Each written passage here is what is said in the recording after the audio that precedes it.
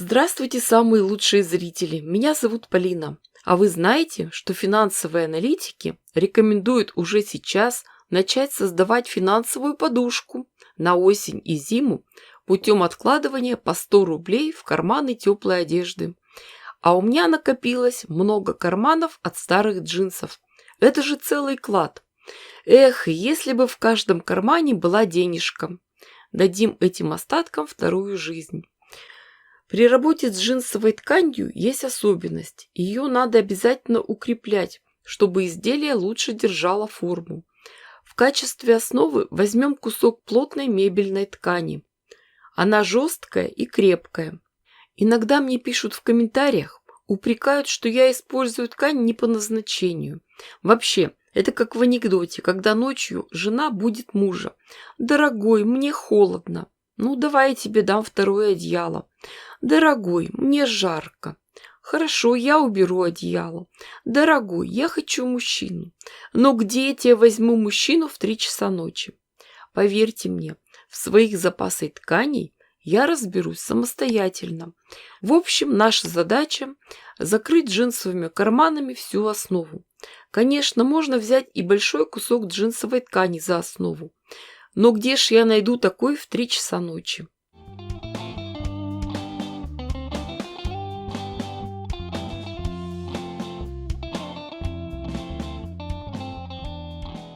Есть еще особенность работы. Сначала нам надо закрыть края. Вы же понимаете, что у нас будут швы. И желательно, чтобы толстые места с джинсовыми карманами в них не попали.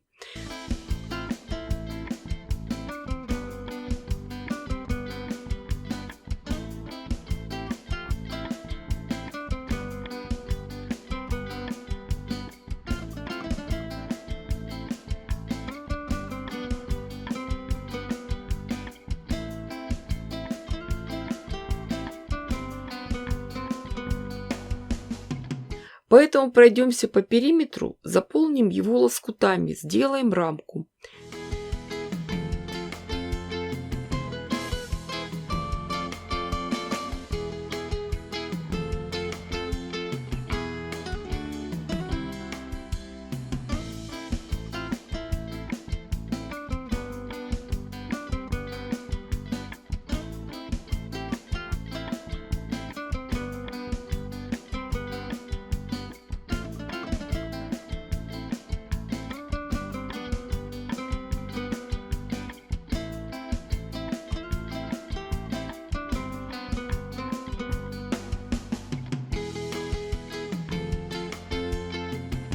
А уже затем будем сверху нашивать карманы.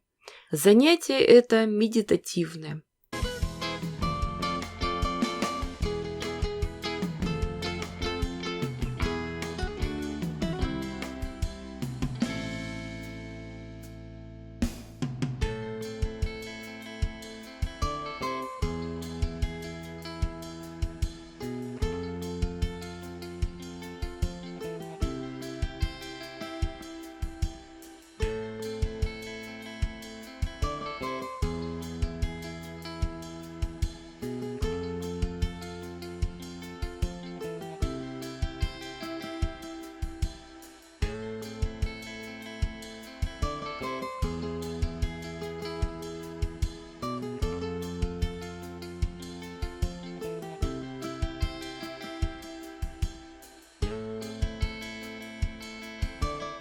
Таким образом мы заполняем всю основу.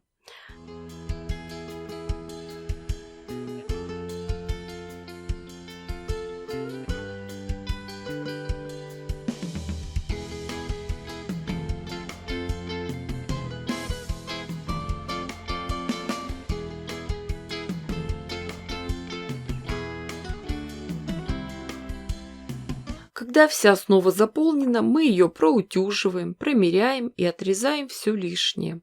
А вот теперь подумаем над дальнейшими действиями. По верхнему краю сделаем небольшое углубление, немного срежем середину. Затем к этому срезу пришьем один край молнии. Сначала иголкой с ниткой, а потом на швейной машинке.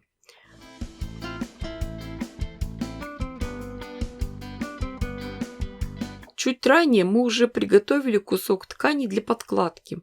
Его мы тоже пришьем к верхнему краю, спрячем молнию. Сначала иголкой с ниткой, затем прошьем на швейной машинке. Точно так же обработаем и другой край молнии. Полученную конструкцию развернем так, чтобы в одной стороне были детали верха, а с другой детали подкладки, и прошьем боковые стороны. Обратите внимание, что шьем мы только бока. В середине, где сходятся швы, у нас остаются незашитые отверстия. И не забудьте оставить в подкладке отверстие для выворачивания.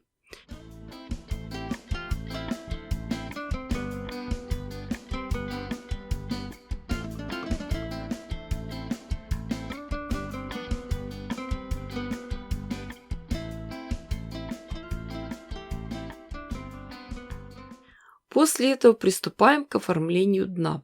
От линии шва отметим квадратики 2 на 2 см и вырежем их. Затем мы эти углы развернем и прошьем на швейной машинке.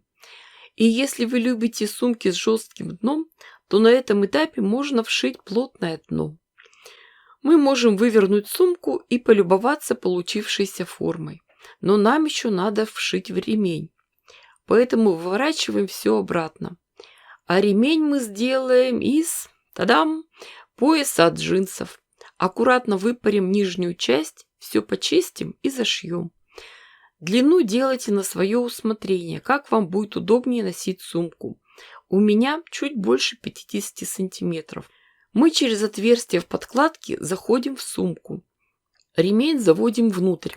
Концы его просовываем в технические отверстия, которые у нас остались в тех местах, где мы пришивали молнию. А вот теперь надо прошить это место, закрепить ручку внутри сумки. Первоначально планировала сделать это на швейной машинке, но такую толщину она не возьмет. Поэтому вооружаемся крепкими нитками, острой иголкой и шьем вручную. Сумка готова, мы ее выворачиваем.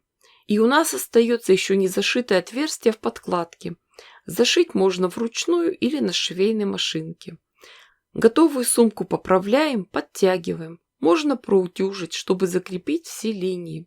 И у нас получилась прекрасная сумка Хоба. Вся такая дизайнерская, единственная и неповторимая. Ее можно украсить нашивками от джинсов, но у меня сейчас все закончились. Девочки, дорогие мои, вы же понимаете, что я дала вам идею. Шейте, творите, вытворяйте. Не ждите чудес, чудите сами. Ставьте классы, пишите комментарии. Огромное спасибо всем, кто поддерживает меня на Бусти. С вами была Полина. Всем пока-пока и до скорых встреч.